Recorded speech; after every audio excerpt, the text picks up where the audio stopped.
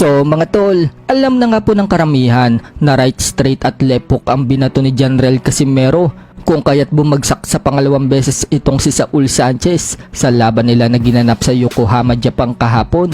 Ang ganda nga po ng pagkakasetup ni Casimero mga tol ng kombinasyon na yan, kaya't bulagta ang kalaban. So yan pala talaga mga tol ang pinapractice nila sa training, kasama ang head coach at kapatid ni Cuadro Alas na si Jason Casimero at Ray Urais. Pinagmalaki nga po ni Cuadro Alas mga tol ang mga trainer niya at ang combo na nagpabagsak dito kay Sanchez. Wika po kasi ni Cuadro Alas sa caption, straight hook with right coach. Ang kapatid at head coach ni Cuadro Alas na si Jason Casimero ang nagturo niyan at yun ang inapply nila dito kay Saul Sanchez. Samahan pa ng tulong ni Coach Ray Urais. Isa pa nga po sa mga nakikita natin sa mga nakaraang training ni Casimero. Inaaral po ni Casimero dyan mga tol ang right straight. Noong makita ko nga po yan mga tol na pinapractice nila yan, napasabi na lang ako na mabigat yung right straight na binibitawan ni Casimero. Kaya ginawan natin yan ng vlog noong mga nakaraan mga tol.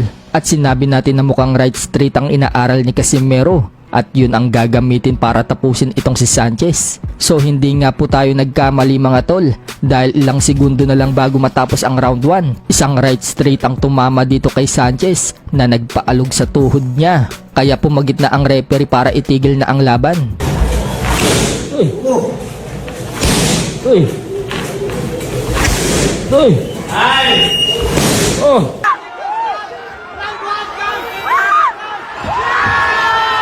Samantala, matapos po ang laban, dinumog si Casimero ng mga fans. Marami po ang nagpa-autograph sa kanya at nagpa-picture.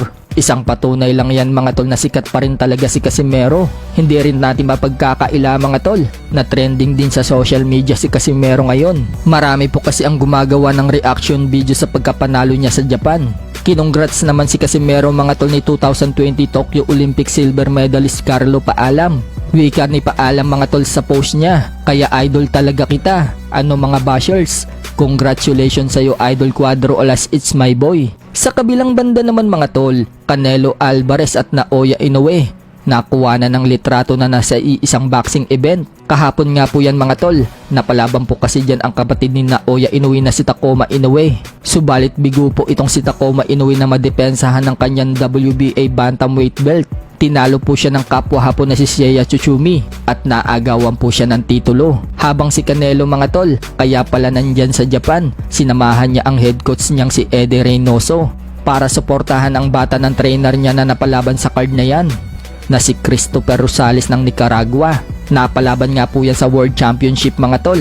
Nakaharap niya ang Japanese na si Kenshiro Teraji. Pinaglabanan po nila dyan ang bakanting WBC Flyweight World Title. Pero sa kasamaang palad mga tol, natalo ang bata nila. TKO po sa round 11 ang sinapit na itong si Christopher Rosales. Kaya si Kenshiro Teraji na po ngayon ang bagong WBC Flyweight World Champion at isang ganap na 2 Division World Champion.